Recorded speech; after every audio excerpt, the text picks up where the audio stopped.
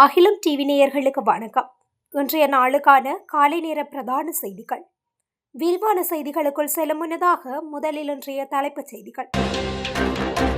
3 லட்சத்திற்கும் மேற்பட்ட ஓட்டுநர் உரிமங்கள் நிலுவையில். அனுர அரசின் அதிரடி, வெளிநாட்டில் சுற்றி வளைக்கப்படும் மற்றொரு குழு, கலக்கத்தில் 25 பேர். ஸ்ரீலங்கன் விமானத்திலிருந்து வலுக்கட்டாயமாக வெளியேற்றப்பட்ட இலங்கையர். செவ்வந்தியின் தோற்றத்தை மாற்றிய யாழ்ப்பாண கெனடி 23 வயது மிருசுவில் தக்ஷியின் மர்மம். இந்தியாவில் ஜெய்சங்கரை சந்தித்த ஹரிணி, மோடியுடனும் சந்திப்போம். இலங்கையில் 2ஆம் வகுப்பு மாணவிக்கு அதிபர் செய்த மோசமான செயலால் அதிர்ச்சி. யாழில் பெரும் துயரம், பல்கலையில் இருந்த மகனை பார்க்க சென்ற தாய்க்கு நொடிப்பொழுதில் அரங்கேறிய சம்பவம். தமிழர் பகுதியில் அதிர்ச்சி சம்பவம். 15 வயது சிறுமியின் வாழ்வை சீரழித்த 17 வயது சிறுவன். தொடர்பன விரிவான செய்திகள். இலங்கையில் தற்போது 3 லட்சத்திற்கும் அதிகமான ஓட்டுநர் உரிம பத்திரம் வழங்கப்படாமல் நிலுவையில் உள்ளதாக போக்குவரத்து அமைச்சின் அதிகாரிகள் அமைச்சக ஆலோசனை குழுவிடம் தெரிவித்துள்ளனர். அடுத்த 3 மாதங்களுக்குள் அவற்றை அச்சிட்டு விநியோகிக்க ஏற்பாடுகள் செய்யப்பட்டுள்ளதாகவும் அவர்கள் தெரிவித்தனர். அத்துடன் மேம்பட்ட பாதுகாப்பு அம்சங்களுடன் கூடிய புதிய ஓட்டுநர் உரிமமும் இந்த ஆண்டுக்குள் அச்சிடப்பட்டு வழங்கப்படும் என அவர்கள் மேலும் தெரிவித்தனர்.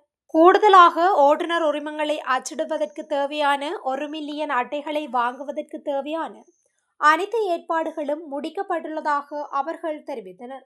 போக்குவரத்து அமைச்சர் பிமல் ரத்நாயக்க தலைமையில் அண்மையில் நாடாளுமன்றத்தில் நடைபெற்ற போக்குவரத்துக்கான அமைச்சக ஆலோசனை குழு கூட்டத்தின் போதே இந்த கருத்துக்கள் தெரிவிக்கப்பட்டன. குழுவில் உரையாற்றிய அமைச்சர், நிலுவையில் உள்ள ஓட்டுநர் உரிமங்களை வழங்குவதை விரைவுபடுத்த ஒவ்வொரு மாகாணத்திலும் அச்சிடும் இயந்திரங்களை நிறுவுமாறு அதிகாரிகளுக்கு அறிவுறுத்தினார். அனுர அரசாங்கத்தின் அதிரடி நடவடிக்கையால் வெளிநாடுகளில் பதுங்கியுள்ள இலங்கையை சேர்ந்த குற்றவாளிகள் கலக்கத்தில் உள்ளதாக தெரிவிக்கப்படுகின்றது. இந்நிலையில் வெளிநாடுகளில் பதுங்கியுள்ள இலங்கையை சேர்ந்த சுமார் 25 குற்றவாளிகளை விரைவாக கைது செய்ய நடவடிக்கை எடுக்கப்பட்டுள்ளது. அதற்கமைய இன்டர்போல் அதிகாரிகள் இலங்கை போலீசாருக்கு உதவுவதாக சிரேஷ்ட போலீஸ் அதிகாரியொருவர் தெரிவித்துள்ளார். இஷார செவ்வந்தி கைது செய்யப்பட்டதை தொடர்ந்து துபாய் மற்றும் இந்தியாவில் பதுங்கியுள்ள இலங்கை குற்றவாளிகள் தங்கள் இருப்பிடங்களை மாற்றத் தொடங்கியுள்ளனர். எனினும் அவர்கள் வேறு நாடுகளுக்கு தப்பி செல்வதை தடுக்க இன்டர்போல் நடவடிக்கை எடுத்துள்ளதாக தெரிவிக்கப்படுகின்றது. போலீசாருக்கு மிகவும் அவசியமாக உள்ள 25 குற்றவாளிகளை விரைவாக கைது செய்ய தேவையான திட்டங்கள் வகுக்கப்பட்டுள்ளன. இலங்கை புலனாய்வுத் துறையின் நேர்த்தியான செயற்பாடு காரணமாக வெளிநாடுகளில் பதுங்கியிருந்த குற்றச் செயல்களுடன் தொடர்புடைய 18 பேர் கைது செய்யப்பட்டு நாட்டுக்கு அழைத்து வரப்பட்டுள்ளனர். இவர்கள் பாதாள உலக குழு மற்றும் போதைப்பொருள் வலையமைப்புடன் நெருங்கிய தொடர்புடையவர்கள் என்பது குறிப்பிடத்தக்கது. துபாய்க்கு பயணிக்கவிருந்த ஸ்ரீலங்கன் விமானத்திலிருந்து இலங்கையர் ஒருவர் வலுக்கட்டாயமாக வெளியேற்றப்பட்டதாக விமான நிலைய தகவல்கள் தெரிவிக்கின்றன. இலங்கையின் பிரபல பாடகரான சாமர ரணவக்க என்பவர் கட்டுநாயக்க விமான நிலையத்தில் தடுத்து நிறுத்தப்பட்டுள்ளார்.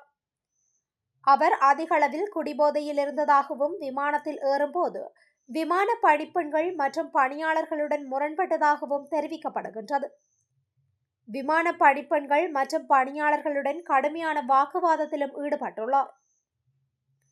மது அருந்தி மோசமாக நடந்து கொண்ட பாடகரை விமானத்தில் பறக்க அனுமதிக்க முடியாதென்று விமானத்தின் தலைமை விமானி முடிவு செய்துள்ளார். இந்த நிலையில் தலைமை விமானி விமான நிலைய அதிகாரிகளுக்கு தகவல் தெரிவித்துள்ளார். இதனை அடுத்து விமானத்திலிருந்து வலுக்கட்டாயமாக வெளியேற்றப்பட்ட பிரபல பாடகர் கட்டுநாயக்க விமான நிலையத்தில் குடிவரவு மற்றும் குடியகல்வு அதிகாரிகளிடம் ஒப்படைக்கப்பட்டார். தீவிர விசாரணையை மேற்கொண்ட குடிவரவு அதிகாரிகள் விசாரணையின் பின்னர் எச்சரிக்கையுடன் வீட்டுக்கு செல்ல அனுமதித்துள்ளனர். கணேமுள்ள சஞ்சீவ வழக்கில் பிரதான சூத்திரதாரியான இஷார செவ்வந்தி கடந்த 13ஆம் திகதி நேபாளத்தில் வைத்து கைது செய்யப்பட்டிருந்தார். இதனைத் தொடர்ந்து அவருடன் கைது செய்யப்பட்ட ஏனைய 5 உட்பட நாட்டிற்கு அழைத்து வரப்பட்ட செவ்வந்தி தொடர்பில் தற்போது பல்வேறு சர்ச்சைக்குரிய தகவல்கள் வெளியாகிக் கொண்டிருக்கின்றன. இந்நிலையில் அவர் நாட்டிற்கு அழைத்து வரப்படும் போது பதிவாகியிருந்த காணொளியில் ஏதோ சுற்றுலா சென்று வருவது போல் கைது செய்யப்பட்டவர்கள் வந்து சேர்ந்திருந்தமை குறித்து பல விமர்சனங்கள் முன்வைக்கப்படுகின்றது.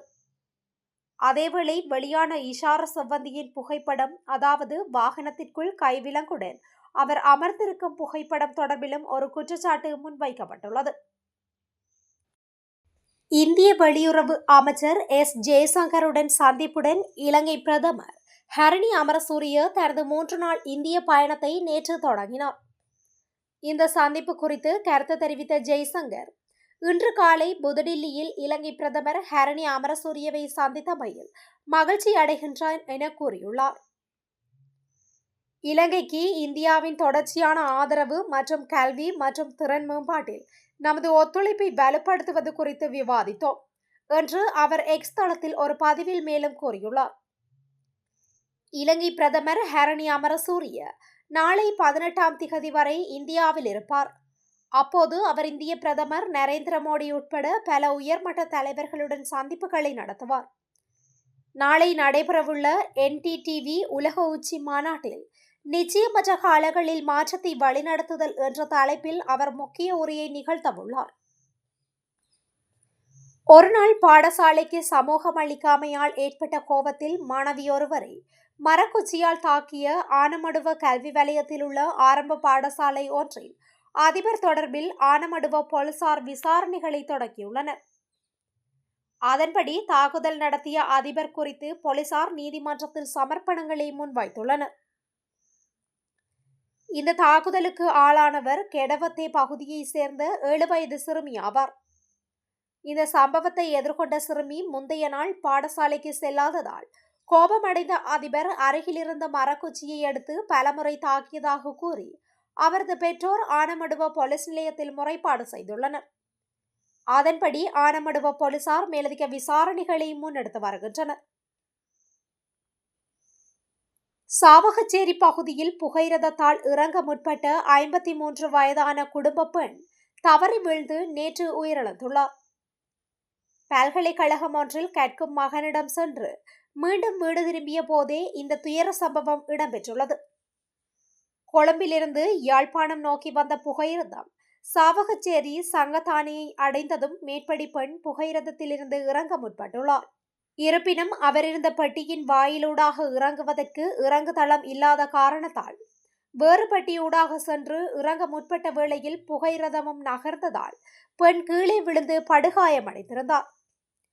படுகாயமடைந்த பெண்ணை சாவகச்சேரி ஆதார வைத்தியசாலையில் சிகிச்சைக்காக அனுமதித்திருந்த நிலையில் சிகிச்சை பலனின்றி உயிரிழந்துள்ளார். மேற்படி விபத்து தொடர்பான மேலதிக விசாரணைகளை சாவகச்சேரி போலீசார் முன்னெடுத்து வருகின்றமையும் குறிப்பிடத்தக்கது. மட்டக்களப்பு மாவட்டத்தில் 15 வயது சிறுமியொருவரை பாலியல் துஷ்பிரயோகம் செய்த குற்றச்சாட்டில் 17 வயது சிறுவன் ஒருவரை நேற்று அதிகாலை கைது செய்துள்ளதாக போலீசார் தெரிவித்தனர். சம்பவ தினமான நேற்றைய தினம் அதிகாலை சிறுமி வீட்டின் அறையிலிருந்து காணாமல் போயுள்ளார். சிறுமியை தேடிய பெற்றோர் வீதியில் இளைஞனொருவருடன் இருப்பதைக் கண்டு இருவரையும் பிடித்து போலீசாரிடம் ஒப்படைத்தனர். இதனை அடுத்து சிறுமியை பாலியல் துஷ்பிரயோகம் செய்த குற்றச்சாட்டில் 17 வயது சிறுவனை கைது செய்ததுடன் குறித்த சிறுமி வைத்திய பரிசோதனைக்காக வைத்தியசாலையில் அனுமதிக்கப்பட்டுள்ளார். இது தொடர்பாக மேலதிக விசாரணைகளை போலீஸ் பெண்கள் பிரிவினர் விசாரணைகளை மேற்கொண்டு வருகின்றமையும் குறிப்பிடத்தக்கது. இத்துடன் இன்றைய நாளுக்கான காலை நேர பிரதான செய்திகள் நிறைவடைகின்றன. தொடர்ந்தும் இதுபோன்ற செய்திகளை உடனுக்குடன் அறிந்து கொள்ள அகிலம் டிவியுடன் இணைந்திருங்கள். நன்றி, வணக்கம்.